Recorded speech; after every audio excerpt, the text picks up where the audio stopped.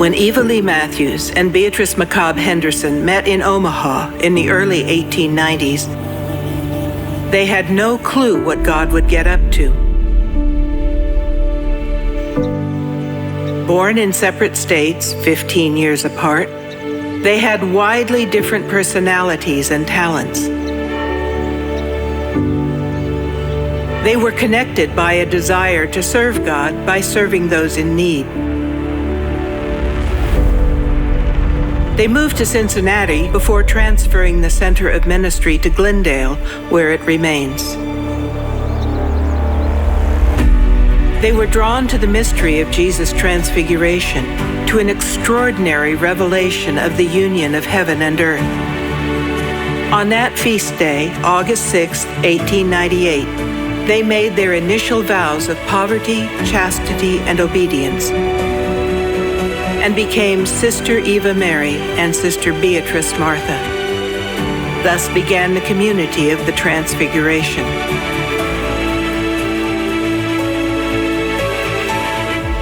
From that fragile beginning, a community of servant sisters has grown. Our life remains one of prayer, worship, and service, and we care lovingly for God's creation. We are listening for wisdom and guidance as we move into the next 125 years.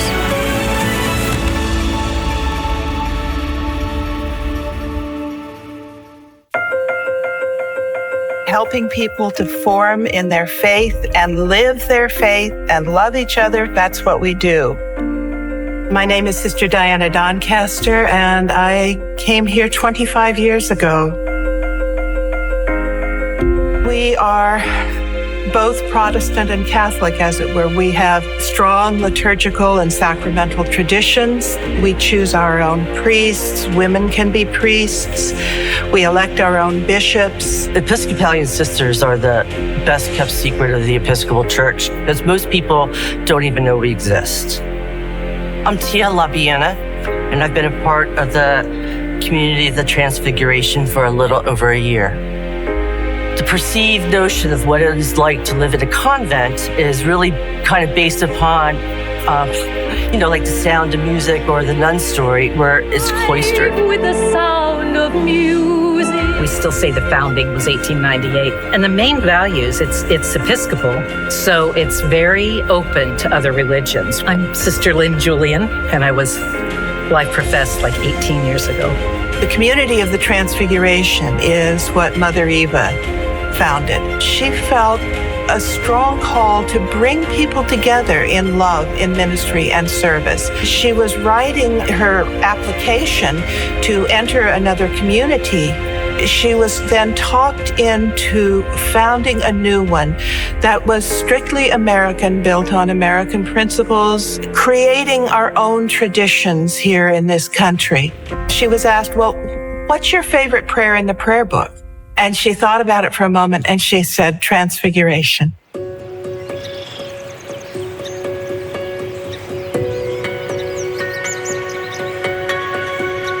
The family environment is certainly one that Mother Eva gave us in the founding of who we are, and is something that we have tried to continue. I am Sister Karina Elsa, and I've been with the community for 12 years. This place has been full of love for so long. Love for the community, love for the animals, because we love pets, love for children, love for everything we do, love for God. I'm Sister Eleanor Grace, and I came to the community in 1987 when I was 57. I've been here about 32 years. And if God calls you to this kind of life, it's great, because your life is centered, or we think of it almost like a lattice structure, because it supports growth. I think it's the long history, the sisters that have preceded us and what they've done with their lives, all the different ministries that we've had over the years that make this place special. My name is Sister Jean Gabriel, and I have been a part of the community since the fall of 1981. I've grown, I've changed, I've gotten old. I've been part of the life here since I entered in 1971. Knowing some of the history and thinking about all the different people who have lived here, whose lives have been formed here. The hundreds of children who've gone through and all the things they've accomplished because of the foundation that they received. It's a time to think about ourselves and think about the future. I was here for the 100th, and that was a huge thing. To do the 125th is even more important. We're not cookie cutter sisters. And that's one of the things that Mother Eva did not want. She didn't want us to be cookie cutters. She wanted us to bring our gifts, find ways to use our gifts in the service of God. Whoa, ow! Faith was so careful.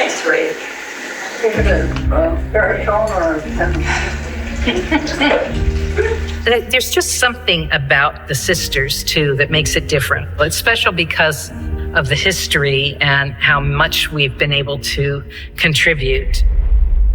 Mother Eva, from the beginning, didn't want to try to mold the sisters into a set pattern. And that's what really makes the community rich, is because we have that diversity of backgrounds and personality and ages. I was living in Indianapolis when I found out about the community, and I just really loved the sisters, and I loved their ministry, and I loved the school. Was feeling a real pull to come and help with the ministries and also just to live the life of prayer.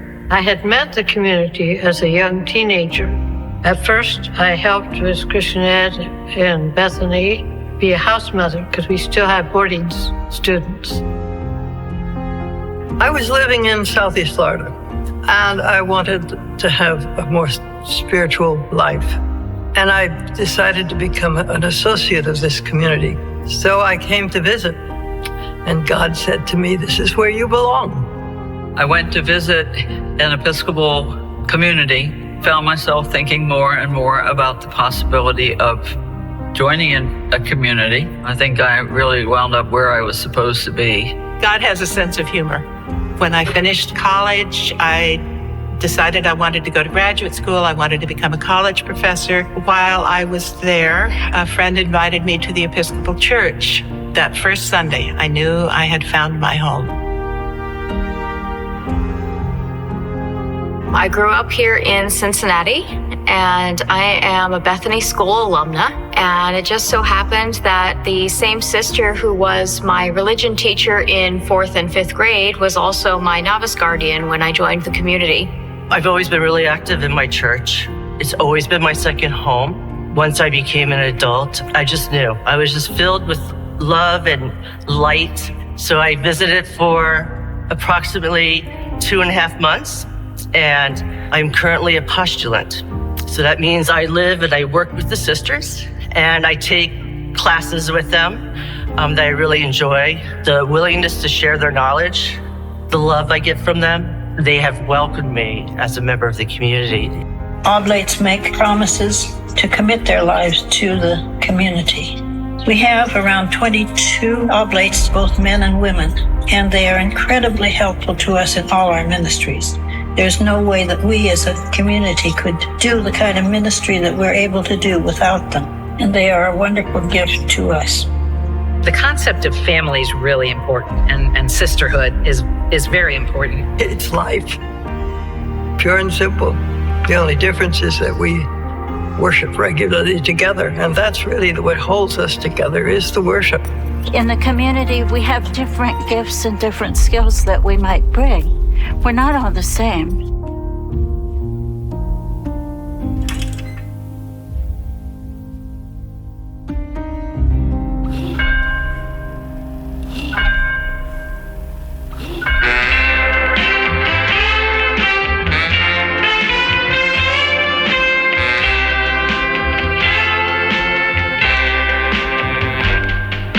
I waited by the chapel door, but you were not inside.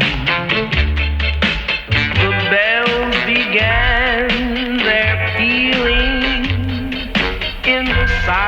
I'll tell you, it's the church gathered together. The church isn't a building, it's us. And when we pray together,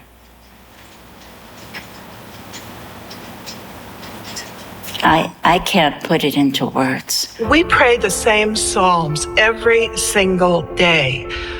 And every time we're praying the psalms, I hear something fresh, something new. I do love the chapel. It has always been a spiritual place for me since I was a student. It's English Catholic. And we were very, very blessed to have Ralph Adams Cran as the architect because he was a very famous, very, very well-known architect. It's a beautiful campus that we have, and it's very well taken care of by our maintenance people and our grounds people. I do love walking around the neighborhood.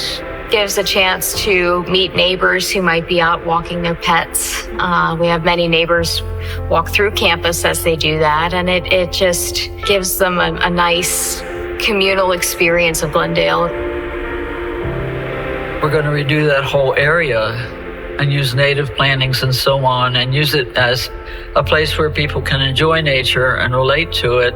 We want this to be a place where our neighbors, the people in Glendale, feel like they can come and restore themselves, even if they just sit under a tree for half an hour. We truly and deeply believe that part of our responsibility is to care for this planet that God gave us.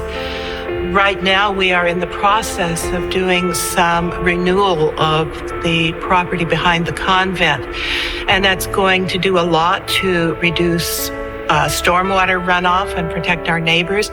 Once everything is in place, the various paths around, the educational signs, the places of beauty just to sit and be, we are welcoming people to come and enjoy it.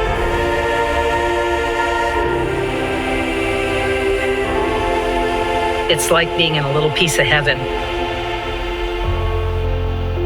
We value the trees and we value nature, and caring for creation is one of our core values.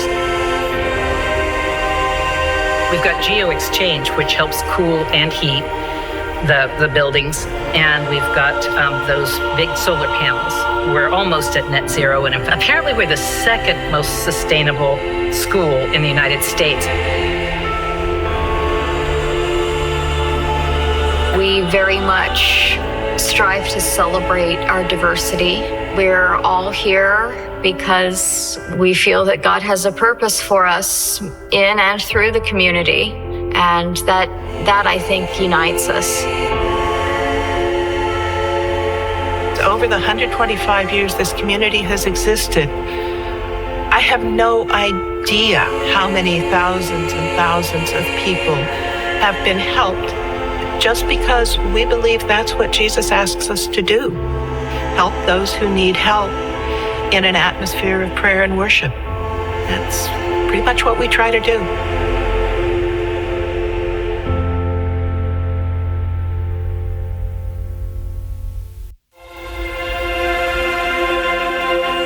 Mother Eva's main vision was a dream in which she was holding the Christ child. And from that point on, she knew that the focus of the ministries of the community would be to serve children. And so having Bethany and also having St. Monica's Center in Lincoln Heights as a safe place where children can play and learn, it's really central to the community's ethos. Bethany actually started as a home for girls in 1898, and some of the children were from downtown Cincinnati, and they were brought out here because of the horrible pollution down in the city. So really, we were a home until the kids got to be school age. We have a real mix of races and religions and socioeconomic diversity. The greatest rewards for me are seeing the children grow up from teaching them in religion class in 2nd and 3rd grade to seeing them graduate in 8th grade and go on into the world. It's just wonderful to see the fruits of our labors. We started the ministry in Lincoln Heights in the 1930s. The sisters would drive through Lincoln Heights on their way downtown, and they began to recognize that ministry didn't have to be in another country. So we founded a school there, which became St. Monica's Recreation Center.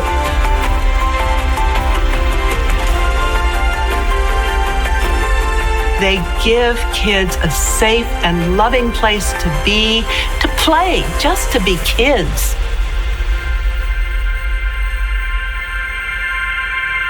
There was a great missionary outreach from the start.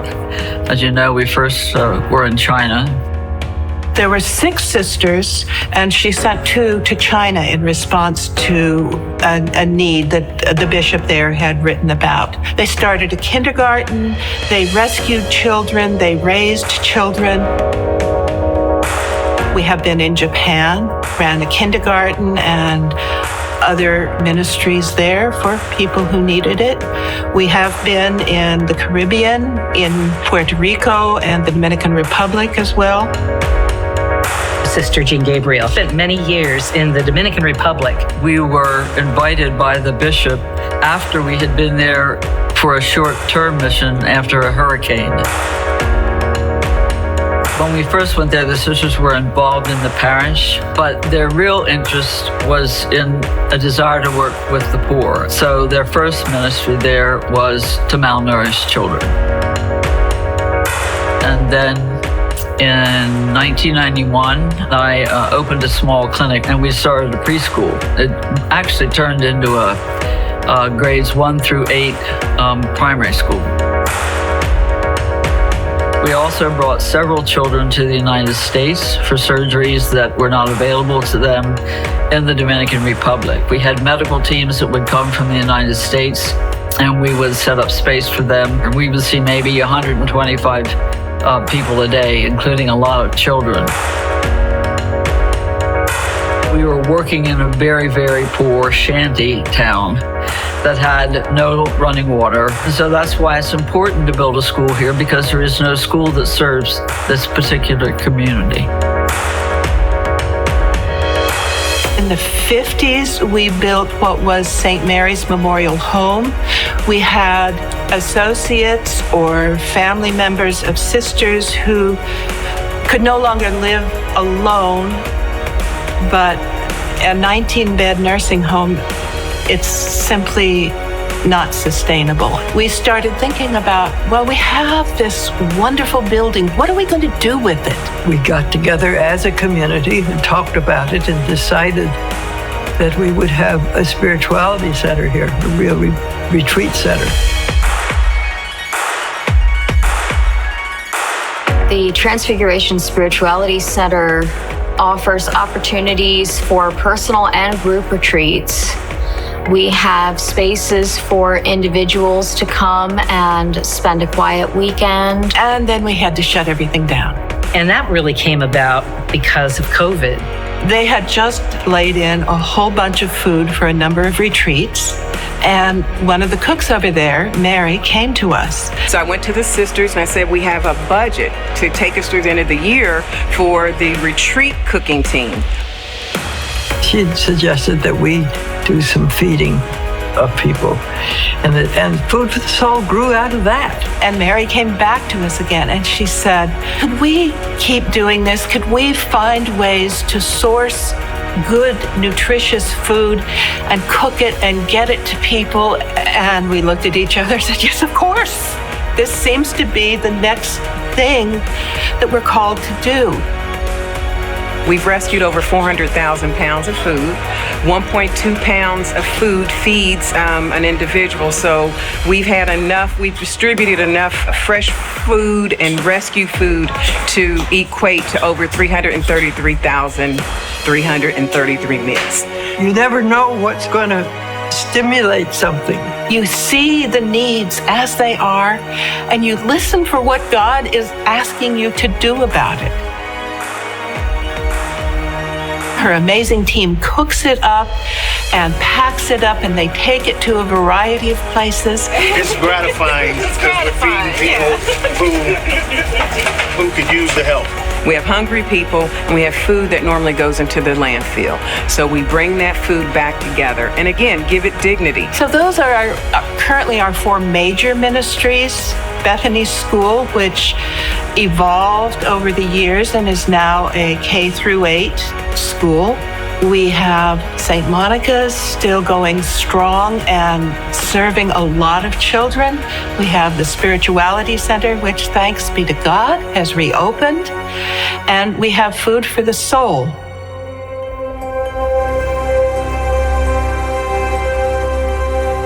I'd like to see us do more to get the word out that we're here and what we do and why we do it. You have to keep building relationships. And we also are working on really trying to discern, okay, you've been with us 125 years, oh Lord. What now? What do you want us to do next? Where are we heading? So we are really working on discerning what our future as a community will be.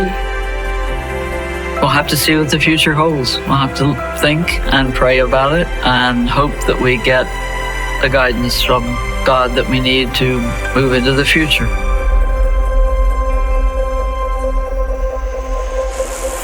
Well, for me, being the beginning of a new generation to take on the best of who the community is and continue to be a presence in the world. The other orders in the Episcopal Church have changed. They have modernized. And you can modernize without losing your values. That's one of the things that we've really been discussing lately.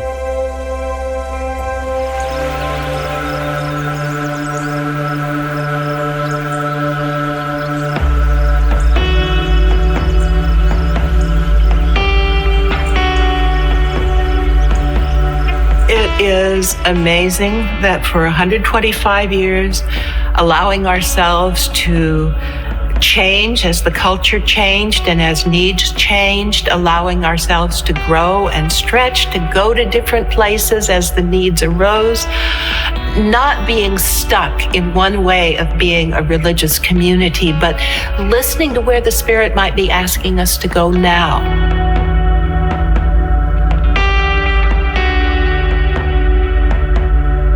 As new people came, each has an effect on the community, and each learns from the others who are already here.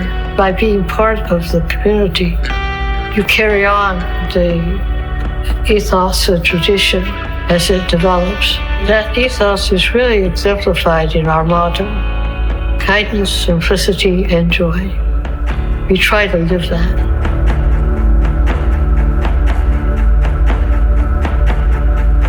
I believe that God called me to be here. And I believe that God called each of my sisters to be here. But the fact that God has said, I'd like you to be here together, to honor me, to offer service to various people in various ministries, and to offer praise and worship that unites us. I was here for the 100th, and I hope this one will be a great occasion as well. I just think that God fills us and helps us to be together. We do have our problems now and then, but we tend to work through them. You can't go on forever unless you do. It's just different to have the community, and the whole community has one focus, and that is, it's prayer and service. 2 focuses, I guess. And we have prayer, we have community, we have work. So our life is balanced, a great gift. The 125th anniversary for me is special because as I was on the student side for the centennial celebration, now I'm on the community side of the 125th For me, it could possibly be a midpoint because I may yet still look forward to the 150th. To celebrate 125 years of love, of service, of prayer and worship, of growth, of stretching ourselves and helping other people to stretch, that's pretty much what it means to me. It's absolutely joyous and such a privilege to be part of it.